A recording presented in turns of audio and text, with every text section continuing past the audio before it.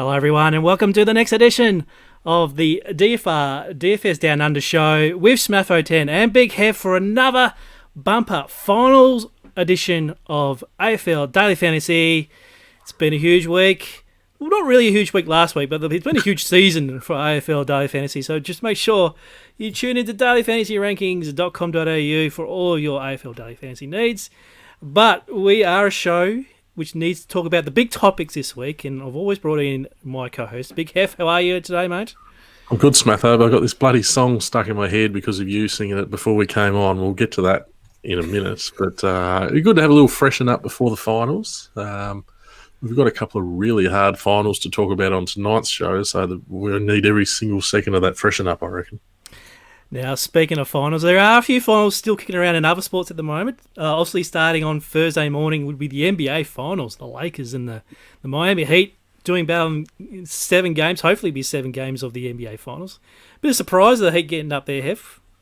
Is there anyone going for the Lakers? Anyone want to see the Lakers win? I definitely don't. That's tall poppy syndrome, probably. But go the Heat. The Heat have been...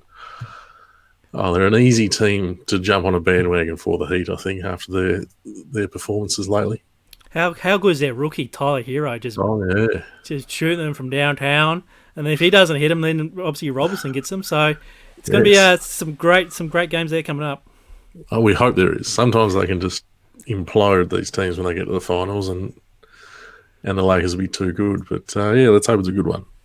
Now, also this week is the NRL finals as well. There's 4 games in that, so make sure you tune into Daily Fantasy Rankings for myself and Tom's previews throughout the weekend. That actually starts on Friday, so there's no actual Thursday game this week, as usually is the case. Now, obviously, Hef, we didn't get your tips last week. You want to remind the viewers how'd you go the week before?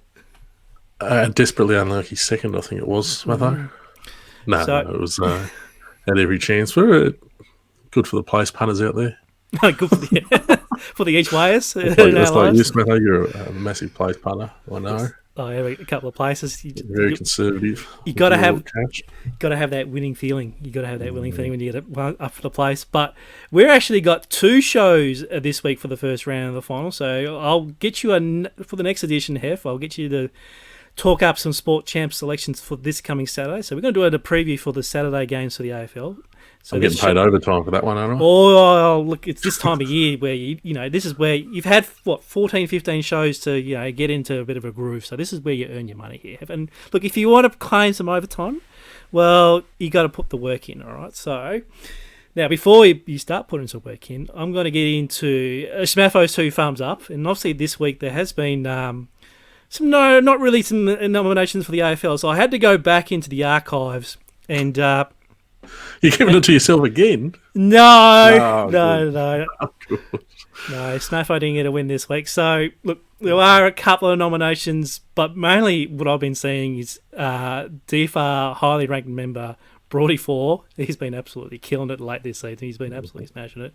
And Fishcake. These 2 have been going ding-dong, head-to-head, beating themselves on adjustments. I think Fishcake actually won 2 in a row, Saturday and Sunday, but... I can't give them the 2 thumbs up because they've already received it this season. It's a rule of mine that 2 thumbs up can't go to multiple winners of the year. So I'm going to go back to Monday, which was the Port Adelaide game, and Collingwood. And Collingwood were trying to get into avoiding the West Coast trip, and they actually lost. So my thumbs up goes this week just to a guy who's actually been pretty, or girl, you never know, has been pretty good on the DraftStars AFL sites lately, and his name is SARS22 or SAIRS22. South Australian IRS, I think that is. There you go, South Australian IRS 22. So he's bobbed up with 5 tournament wins in the previous month on DraftStars. So if you ever want to look at tournament wins, get on the rankings part of the site and click by monthly and DraftStars. You'd be able to see, who's been going well quite lately. And this guy or girl has been absolutely smashing it. So let me bring up this particular site here, Hef, and let's chat through how he went about last Monday before I give him his 2 thumbs up. Yeah, we managed to carry a couple of stragglers. Connor Rosie, Mason Cox, not often we've seen Mason Cox in a winning team in the forward line this year, but managed to carry him there as well, and the Pig Greenwood in the back line. But got the main ones: Houston, Rocky, Robbie Gray, who's been really bobbing up in the second half of the season. And all Australian Darcy Byrne-Jones. What do you think about that, Smatho? Oh, That's it was enough. a bit of a surprise selection, but yeah. Look, as you saw on my. 3 hours talking about the All Australian team. No, I don't want to talk about the All Australian because I actually muted it on my Twitter timeline because I just knew there'd be uproar. So, but anyway, that doesn't take away the 2 thumbs up for you, mate. So well done to you. That's 2 thumbs up for winning the round 18 slate there. But obviously, this is the big bickies are coming up this week. Now, before I talk about the big bickies, I want to give a special shout out to a guy who jumped on Twitter, Rankings DFS. If you ever not on the Rankings DFS Twitter, make sure you are. It was Jason Barnett. Now, Jason Barnett was the 2020 Supercoach champion, which is the Herald Sun season-long competition, and he actually gave us a great shout out on our Twitter feed. So let me just bring that up for you. Fantastic from him to do that. Let me just go here. And there it is. Shout out to the legends. Incredible, powerful, and unique tools that are probably underutilized in the Supercoach community. Get over to their page. It's pretty good from him. He's the number 1 player for daily fantasy season long. Well, not say daily fantasy football for the year. So to receive those kind of comments, that's very, very generous of that from Barney there. So congrats to you, and I'll give you also a little 2 thumbs up for winning. Was it 50,000? I think it is 50 grand. 50 grand first prize. Wow.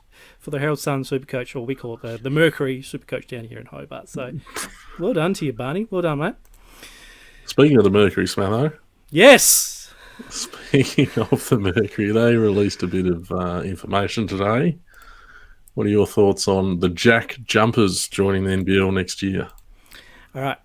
There is a bit of a backstory to the Jack Jumpers. Now, we've got an NBL side next year, which is fantastic. We're going to do up the Dern Entertainment Centre, which is awesome.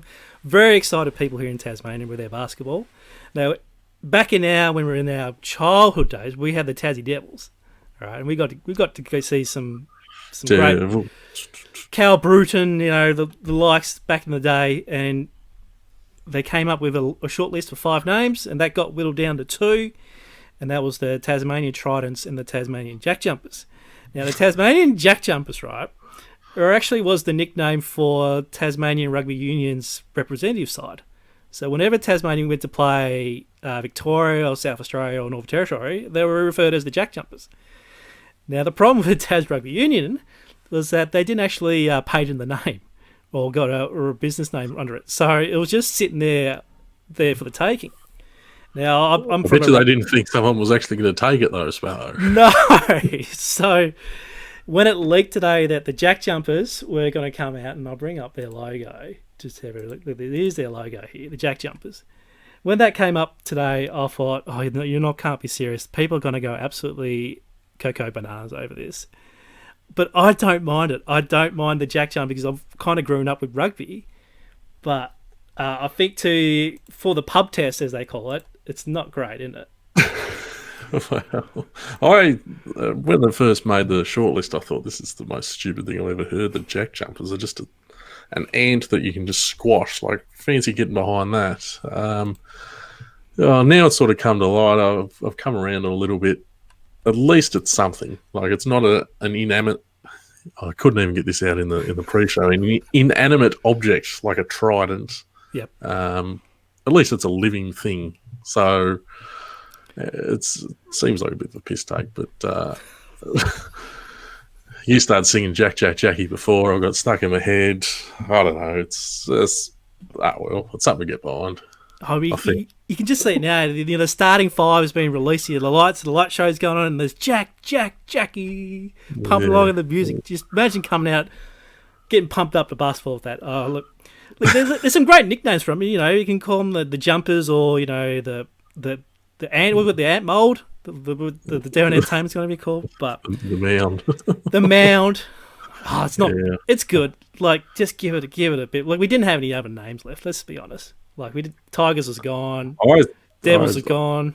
I submitted the Smathos. That didn't get through. Maybe the Broady Fours could have got through later on the season. Yeah. Anyway, let's talk some footy. All right. The Jackhammers, we've got a year for it to grow on us.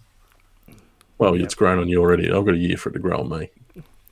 Fair enough. All right, let's get stuck into the footy. Let's start Thursday night, which is the qualifying final between Port Adelaide and Geelong. Currently, Port Adelaide are favourites at $1.71 with Geelong at $2.15. The spread's 4.5 and the total's 115.5. Last time these two teams met was back in round 12 when the Cats absolutely did a number over Port on the back of Tom Hawkins' 6-goal performance, which netted him 123 fantasy points. In that game, Guthrie had 98, Duncan had 95, and Dangerfield also had a 95. For Port Adelaide, Boak only had 90, and Houston was second for Port with a paltry 72. So in team news, teams were out. So Burton, Cleary, and Butters come back into the side for Woodcock, Lienert, and Bonner. Reece Stanley, the ruckman, is back for the Cats along with Tom Aikens. Sava's out, radically. He's going to be out along with Jack Stephen. He's out as well, so he misses out on a final game. For the sites, $100,000 from DraftStars in the feature GPP contest is up for grabs. DraftKings have only got a little $4,000 one, but make sure you support them in your DFS play. As always, our DFL tools are available for free on dailyfantasyrankings.com.au, and also available is Jesse's mega preview for this particular game, and he's highlighted a couple of things you need to look out for when you're looking at our tools. And the first one is Geelong give up the fewest fantasy points of all teams this season, while Port Adelaide give up just behind at third fewest. So this is top two teams here, battle it out. But Rucks is the one area where you could target Geelong. They've given up the fifth most points in the league to number one Ruck at 72 fantasy points per game. All right, Hef. Time to earn your money. What are your initial thoughts for this particular matchup? My initial thoughts are how are Geelong not favourites? I think last week they actually were favourites. All of a sudden, Port Adelaide, I don't know whether it's weight of money or the bookies just getting a bit nervous with them going back to the Adelaide Oval, but I thought Geelong were clearly the team to beat in this match. Absolutely destroyed the Power earlier in the year. I wouldn't take their recent form into consideration too much, Geelong, because over the years they've proven that games against poor sides they do struggle to get up for every now and then, and they pulled it out at the end there against Sydney. I think they just did what they had to do. I'm really confident that they should be favourites in this game, so I really want to be building my team around Geelong players. Fair enough. I don't mind that. Look, the home ground advantage with a crowd is probably considered into the price. Maybe. Top of the ladder. Like, it's a bit absurd to think that a team that is the top of the ladder is underdogs at home in a final. It is. It is, but I think it's an absurd year, Smatho. And I've heard people say. Actually, a particularly I won't slate him too much, but he talked about Geelong having to travel more than Port Adelaide. Port Adelaide's done more travel than Geelong, because they've been going back and forward from Queensland and Adelaide. Geelong's just been sitting up there in Queensland the whole time, so I'm not worried too much about any travel or that sort of stuff. Obviously, there's the home ground advantage there for Port, but I think they're quite one pace through the midfield, Port, and as much as I don't really like Geelong as a football club, something about them just rubs me the wrong way. But I've got to admit, they are one of only two teams I think can win the flag this year. Fair enough. All right. Well, let's look at a daily fantasy, and we always start with the Rucks here. So, obviously, with Stanley back, and he's going up the two timbers of Scotty Lysett and Peter Laddams. Now, Laddams' fantasy value is just absolutely plummeted with Lysett back in the team. So, look, you're a brave man to pick him in your sides. GPP only, you wouldn't put him in your double up or your cash team. So let's have a look. Lysett, Stanley, who are you trying to lean here, or are you going to sprinkle a bit of both in your sides? Look, I think I I can't really make a case for one any more than the other. It's easy to look at and say Reece Stanley's the only ruckman there for Geelong. But as we've got into the back half of the year, we've noticed Blixarves probably more out of necessity splitting time in the ruck there with Radigalia. But I think they'll be quite happy to have him sort of running around in that role. If we look back to the last time these two teams played, he did win 6 hitouts. So he spent a little bit of time in the ruck there. Reece Stanley was the main ruck, and he only scored 55 himself. Support are very hard to score against in the ruck generally. So the fact that Stanley is rucking in theory solo, I don't think it's as simple as just locking him in on that basis. What you say about Laddams is pretty right. He had a really good game actually against them earlier in the year, but only ended up with the 56 fantasy points. Since he's come back into the side after his little COVID indiscretion, it's clear that Lysett is taking the majority of the centre bounces, and I've always been very wary of playing tall forwards against Geelong because they do have a rather tall backline and a very good backline. So if he's not playing a lot of time in the ruck, Laddams, I don't think he's got the ability to score that much up forward. So I'm leaning probably to Lysett overall. He seems pretty safe. Okay. Let's move on to defence, and I reckon there are two standouts. I wouldn't say standout, but two selections that will probably pop up in your value and in your cheat sheets and stuff like that. It is Jed Hughes and Dan Houston. They both seem to be a bit underpriced for their current form and fantasy output at the moment. Are you pretty keen on these two, or should we steer away from these from an ownership or for a contrarian kind of view? Look, anytime someone tells me Jed Hughes is going to be a really popular play, it just makes me want to play none because I know what his scores have been all right. Hughes, he's going quite well for that $8,000 salary. You always think of him as a $7,000 player, even in the 6,000s. But I can't knock how he's going. But if he's going to be that popular, look, he can throw a 30 in there without surprising anyone too much. So I would prefer to maybe stay away from Hughes. I like the Cats defenders here. I think Blixarves is a guy that I've been playing a lot of and recommending a lot in past weeks, and I see no real reason to change that there at the 11,000. I think with that role he gets running around the ground as that second ruckman, I think that suits him perfectly. So he's always one of my favourite plays down back, and even though Tom Stewart's quite expensive, in theory he's the most expensive defender on the slate. He's just so consistent, Stewart. He's got 100-point upsides. They're my two favourite plays on this slate. I do agree with you on Houston, but certainly Houston's only 1,000 less than Stewart. I do like Stewart on that basis. All right, let's move on to the midfield. And look, there are some great options here, especially if you're a Cats fan. You're a bit of a soft spot for the Guff Pig, and his price has come down for you, so you must be happy with that. I'm a massive fan of the Guff Pig. Just so consistent. I say he gets no attention. He did get a tag a few weeks ago, which was just unbelievable.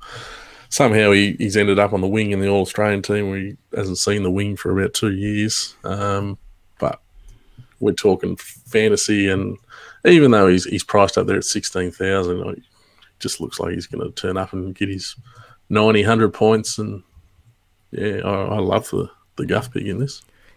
Now, there's not really many pay-down options. You know, there's no one below 9K on this slate, so you can't exactly be picking three of these guys and moving on. You're probably going to get access to two of them, and then you probably need to pick the likes of Pal Pepper, Rosie, or Dursma from Port in your builds. You know, is there any of these three that you probably want to be starting with or locking them in? Look, I'm not a huge rap for Pal Pepper as a footballer, but I do think finals footy probably suits his way of playing because I noticed the last couple of games he's above 30% in the centre bounces, and back before they had the bye, he was getting up 40, 50%. His strength is stoppages. You don't want to see him out in clear space working out what to do with the ball, but obviously finals footy, I think we'll see probably a few more stoppages than we usually would, and he would be my favourite pick of the cheaper guys. Interesting that Brendan Parfitt's got way down in price here into the 10,000s. I haven't seen him from memory at that price for too long. And he's another guy who really thrives in the contested situations. So, geez, I'd actually prefer him. I've only just noticed he's the same price as Pal Pepper. I think I'd lean to Parfitt on that basis as well. Rosie's a guy I love. At 9,000 is pretty cheap for him, but Geelong very hard to score against, and I'm expecting them to be the winning side. I think he's probably got his work cut out a little bit for him, Rosie, in this situation. Yeah, he's the ultimate GPP play. You can get you a 70, 75, or he get you a 30, 35. So he's a big name too, Rosie. People love to play Connor Rosie. Like he's flashy. He's a wonderful player.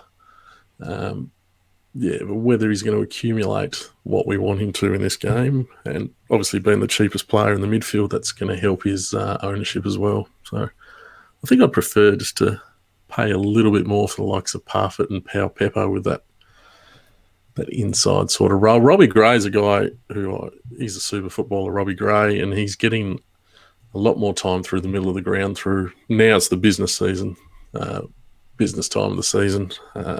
He's a guy I'm pretty happy to play too, Robbie Gray. He's just all class, and this is the time for him to shine.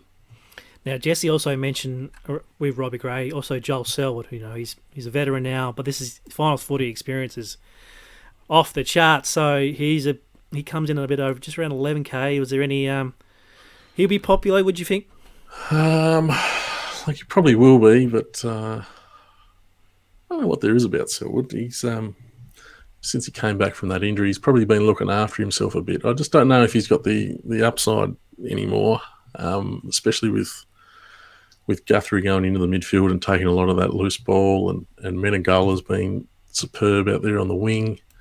Maybe not quite the upside there for me for Selwood. So if he's going to be popular, I'll be happy to be under the field on him. Fair enough. Very good. All right, let's move on to the forwards. And probably the one that caught my eye straight away was Gary Ablett. The old fantasy king from back in the day. He's under 10,000. So just on name recognition alone and that salary, people are going to click his name, aren't they? I think they will. He obviously had his first game back after leaving the bubble or the hub or whatever they call it. He didn't miss a beat to my eyes last game. Every time he got the ball, he was class. He knows what's going on in these big games. There's no knock on Gary Ablett from me, that's for sure. I'm kind of struggling, though, from now on in terms of forward. There's a lot of, obviously, dual players like Parfitt and Gray and stuff that you can easily plug in if you're saved elsewhere, but I'm looking to pay down here because there's nothing in the midfield to pay down for. So, cheaper guys, what are we looking at down here? Well, you talk about ultimate GPP plays. Gary Rowan this year has sort of shown himself to be a bit of that ultimate GPP player. A couple of big games there, including an 88 against Port Adelaide early in the season. Yeah. So if you are on my wagon and taking the black figures about Geelong and looking for them to dominate, Rowan is a guy. He's not known for his fantasy scoring, but when he has a big game, he does have the ceiling there. So he's a guy that I think you want to have some exposure to, especially in your Geelong teams. Not a lot of those cheap guys that I'm looking at the list there, they have the upside of Rowan. So Tommy Atkins, he's obviously coming to the side for some pressure football. I don't think he's going to... He's always rather popular, Atkins, for whatever reason, mainly because he's always the cheapest forward and you sort of know what you're going to get with him, but I'd prefer to play Rowan myself. Yeah, a lot of people are going to click on Atkins after having a 78 in round 17. So exactly, and he does open up the salary a lot more. Obviously, being the cheapest guy there, but I don't know. I don't really want to be on Atkins if he's going to be a really popular option. It's a bit like Buse. I think we can maybe look away, change up things through the middle a little bit more, and maybe we have to stay away from the guff pick and choose the cheaper mids and spend a bit more on likes of Rowan and maybe a Luke Dalhouse or an Ablett. Obviously, he's in the mix as well. Jeez, your excitement levels are just gone off down the cliff after saying that we can't play Guff Pig anymore.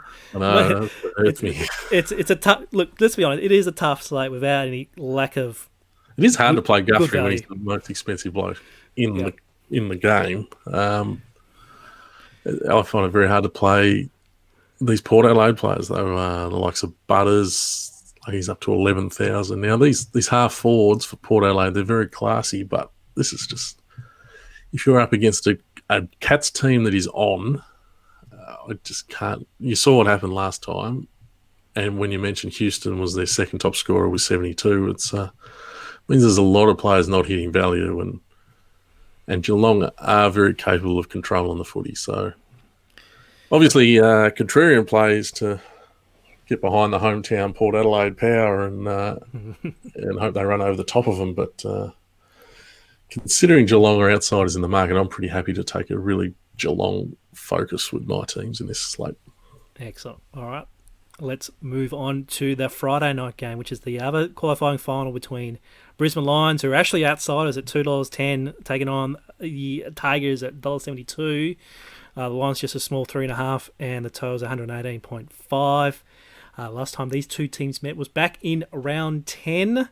Lions midfielders had a pretty good game here. Neil had 88, Lions had 97, Zorko 94, McCluggage had 88. Even the Big O got on at 74.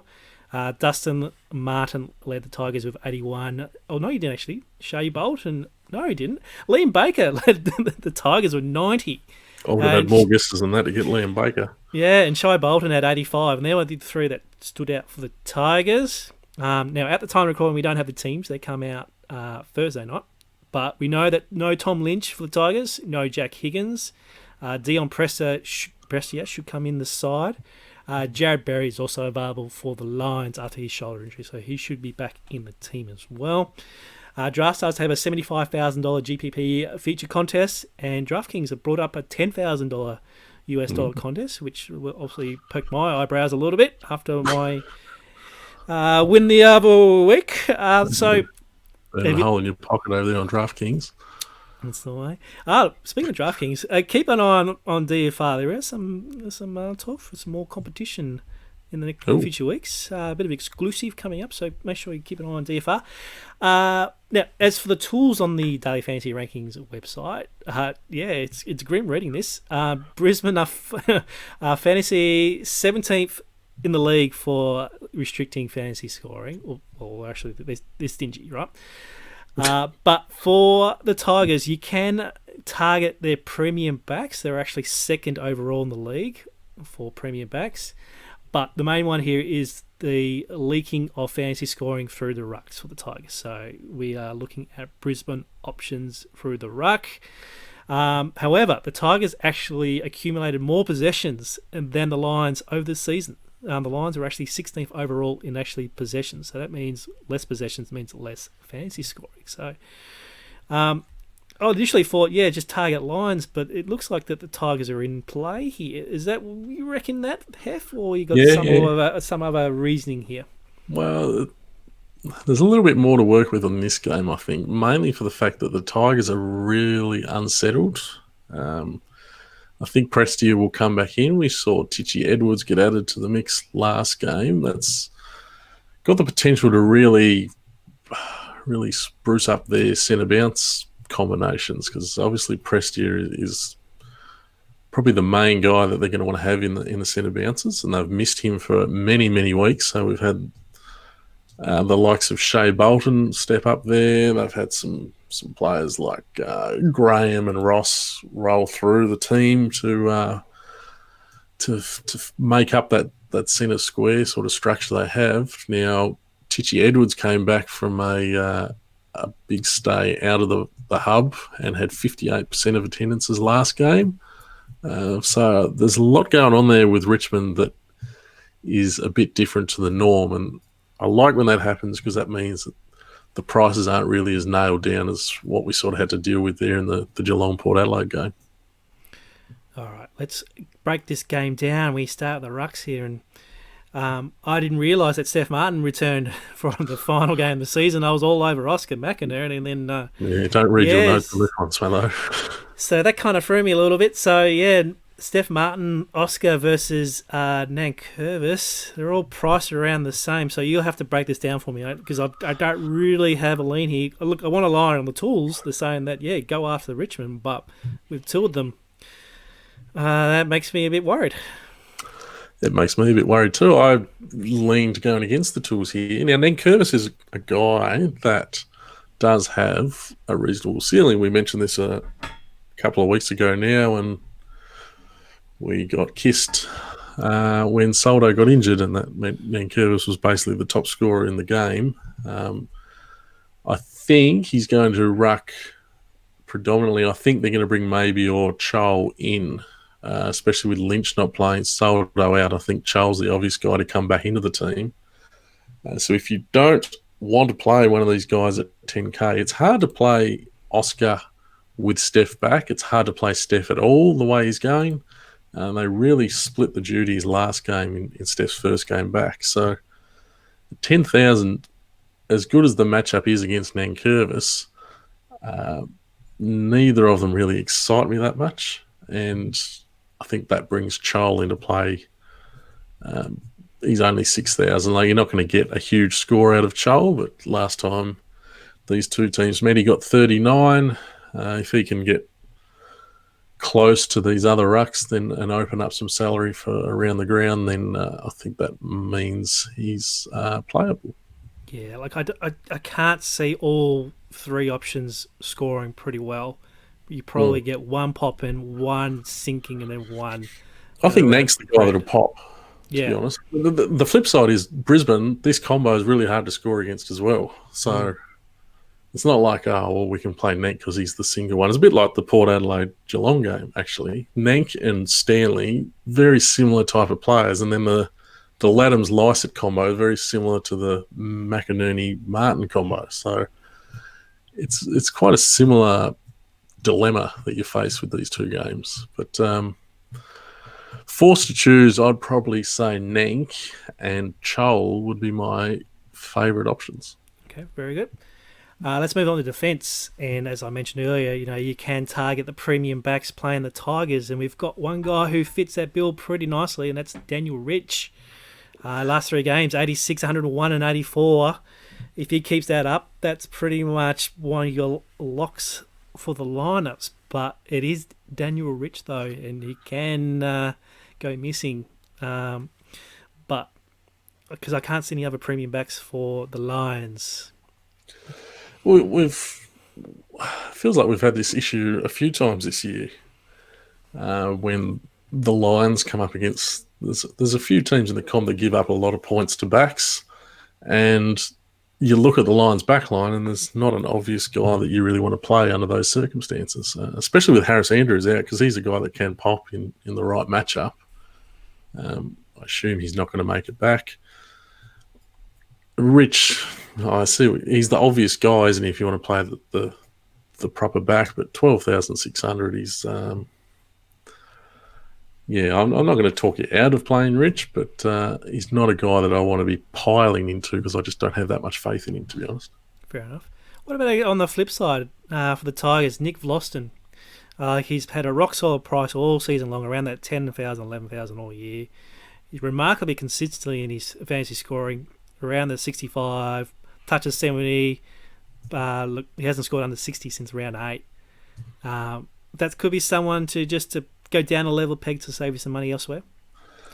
He's almost the 2020 Brandon Maynard, Nick Vlaston. He's always around that 60 to 70 mark.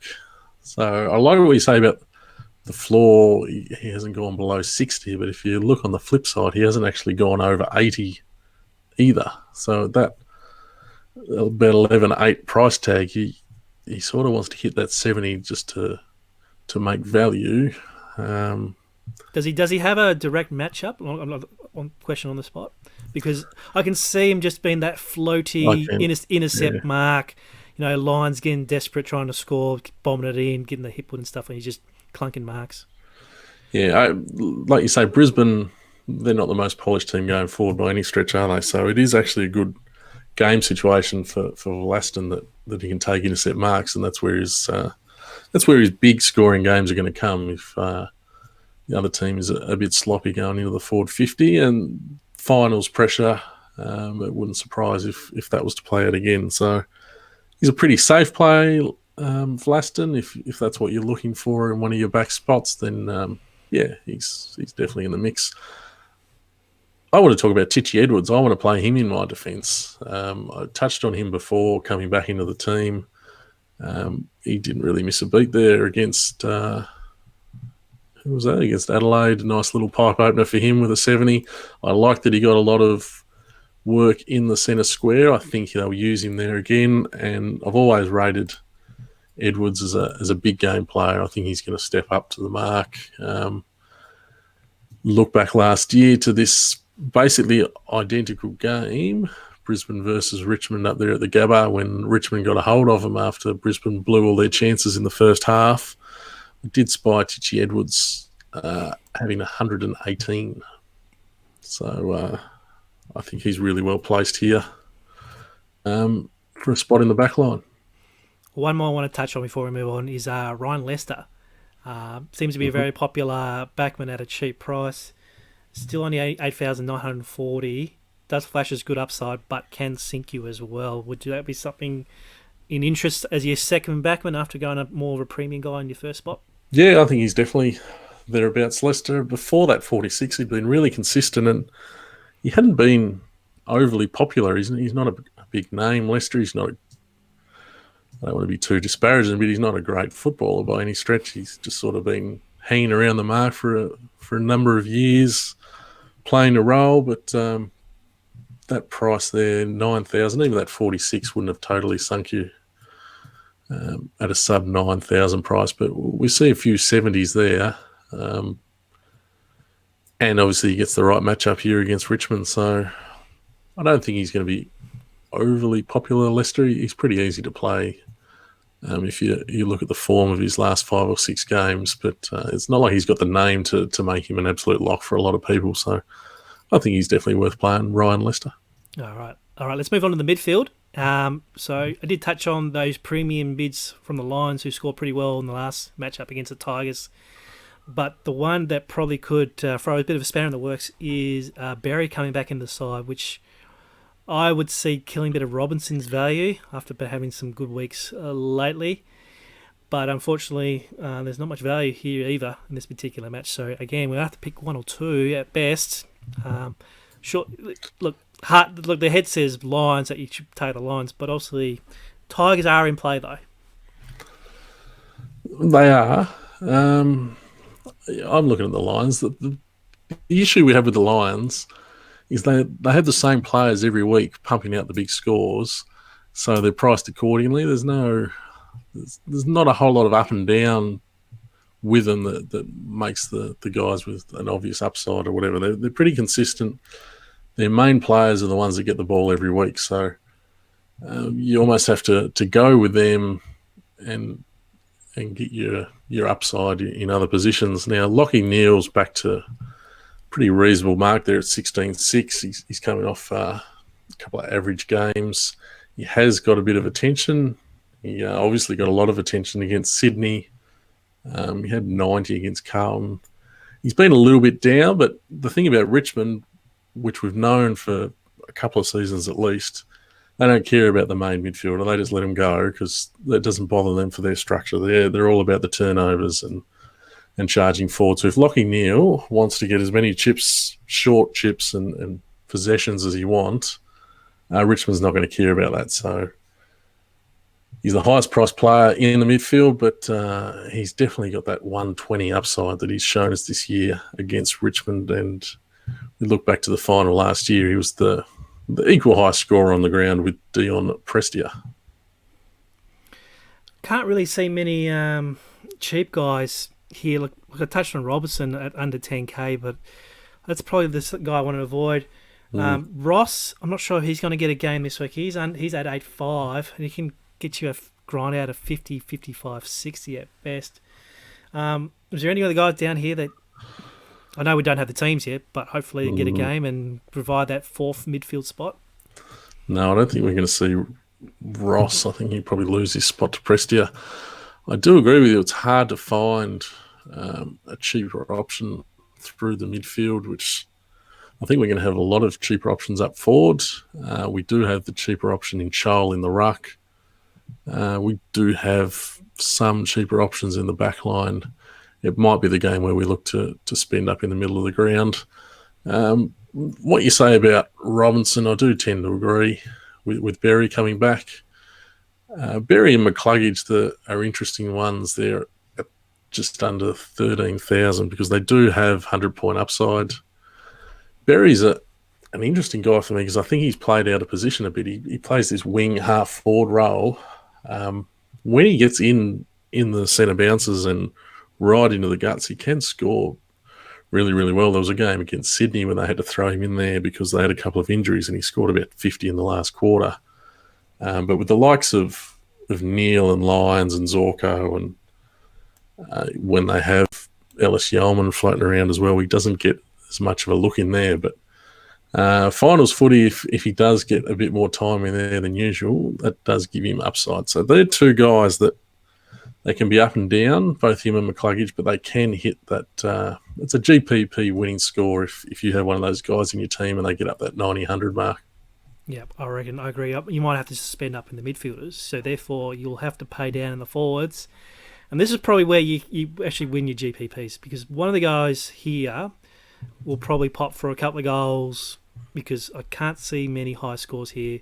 The likes of Rioli can bob up for multiple goals, Charlie Cameron, Castagna. They need to be considered. What do you think when we're going to pay down here, especially with no Tom Lynch? That kind of opens up a bit more value for the Tigers. Yeah, it does open up a bit of value. I haven't done my research here. Is Dylan Grimes going to be back for this game? He did play. Let me check the box scores.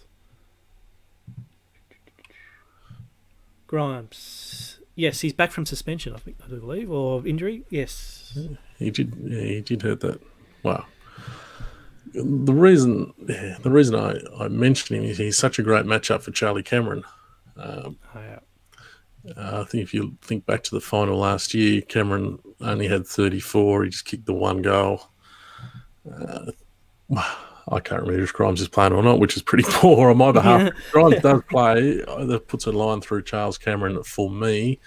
Cam Rayner is a guy that I like playing. He's up to 10,000, which does concern me. But as the season's gone on, they keep moving him into the centre bounces. Almost, he's like a mini Petraka for them in the making here, Rayner. Around that $10,000 price tag, it's probably a little bit more expensive than I've really been wanting to play him at, but he can get you sort of 60, 70 Rayner, which would be all right considering we don't have great forward options. Shea Bolton's an interesting one who is coming back. Now, he's been one of our favourites, Smatho, all year, especially when he started to learn how to play in second halves as well as the first halves. The issue for Bolton is he sort of had this move into the midfield when Prestia was out of the team. I'll be interested to see what happens with his role with Prestia coming back, Titch Edwards being back as well. There's two guys who spent a lot of time in the middle of the ground early in the year, and Shea Bolton basically had no time in the middle. I don't think it's any coincidence when those two guys, they both missed from round 5 onwards there, Prestia and Edwards, and that is exactly when Bolton went on this big run of playing 70, 80% centre bounces every week. So he's got to the stage where he's been very popular. His scores have been great, but now he's up to basically as high as he's been all year at 11.6, and now he's potentially got a really big minus on his role. So Shea Bolton is a guy that I'm really wary of playing. Fair enough. All right, any last thoughts on this particular game? Look, two tough games to start the finals. Obviously, 4 great teams, 4 fantasy teams that don't allow fantasy scoring against each other. So I wouldn't be exactly loading up my same game multis with overs on the fantasy prop bets. But what are your final thoughts for this particular game? Richmond a favourite here. I did mention that I thought Geelong were one of only two teams who could win the flag. I think Richmond are clear flag favourites, especially given there's going to be a night grand final. They were too good for Brisbane last year. The thing I've mentioned on the show about Richmond is I think to beat them, you've got to be really good going forward. Lions are really not very good at all going forward. So I think that's just going to play into the Tigers' hands, even though they've got a couple of injuries. No Lynch, but I think that just makes them a little bit more unpredictable up forward. I think the Tigers and the Cats are going to be the two teams advancing from these two games. Excellent. All right. Thank you for that, Hef. Now, we're actually back for another edition of the Down Under Show on Friday for the previewing the big Saturday slate with 2 more games for the AFL. So make sure you subscribe to our YouTube channel. Hit the notifications button and you'll get exactly when the next episode will be released. And I'm looking forward to Hef's Saturday racing selections of big weekend. Is it Epsom this? What's on this week's Saturday? Epsom, Metrop, there's the Turnbull, there's heaps going on, Smatho. Gilgai. It's all happening. All right, well, I'll give you some time to prep for those selections and I'll be waiting for those from the next edition of the Down Under Show. Thanks for your company today. It's been a big show, a long show. Thanks for joining and good luck on the leaderboards for both Draft Stars and DraftKings. Thanks, Hef. Thanks, mate. Cheers.